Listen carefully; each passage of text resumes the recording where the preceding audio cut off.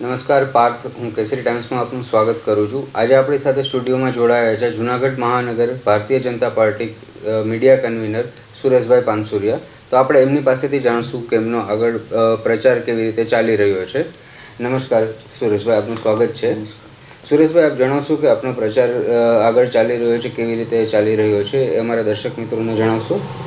Yes, Junagadh મહાનગરની team વિસાવદરની આજે પેટા ચૂંટણી આવી રહી છે. એમાં અમારા ભારતીય જનતા પાર્ટી મહાનગરના કાર્યકર્તા વિસાવદરમાં ખૂબ જ જોરશોરથી પ્રચાર કરી રહ્યા છે.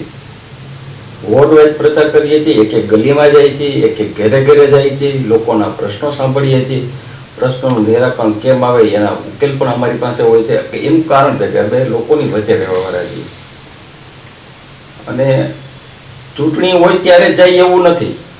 ચૂંટણી ન હોય તોય પણ લોકોની વચ્ચે રહે છે. એવા ગમે ત્યારે એવા વિટંબણા ઉભી થઈ હોય તો એમ કાર્યકર્તા તરીકે લોકોની વચ્ચે જાય છે. એટલે અમે પ્રચારમાં તો કંઈ અમારે ખૂટે નહીં અને કિરીટભાઈને તમે જોરશોરથી પ્રચારથી વિજય અપાવશું એ પણ અમે સિક્યોર ગેરંટી છે.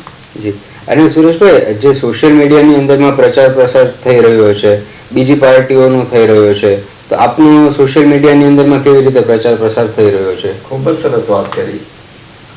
અમારો જે સોશિયલ મીડિયાનો પ્રચાર છે એના કરતાં અમે તો લેન્ડ લેવલથી ચાલવા કાર્ય કરતા છીએ.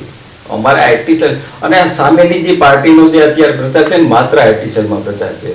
એ લેન્ડ લેવલમાં કોઈ કાર્ય જ નથી કર્યું. અત્યાર લગનમાં એક તો બતાવે કે અમે આ ખેડૂતોના એટલા કામ કર્યા, આ ખેડૂતો એટલે માત્ર ભ્રામક પ્રચાર છે. એનાથી ચૂંટણી જીતી ન શકાય. જ્યારે ભારતીય જનતા પાર્ટી આઈટી સેલ કરતા તો એ લોકલ લેન્ડ લેવલથી કામ કરે છે અને લેન્ડ લેવલથી જે કાર્યકર્તા કામ કરતા હોય ને એ પાર્ટી ક્યારે પાછી જ ન પડે. એ પાર્ટીનો વિજેતા થાય.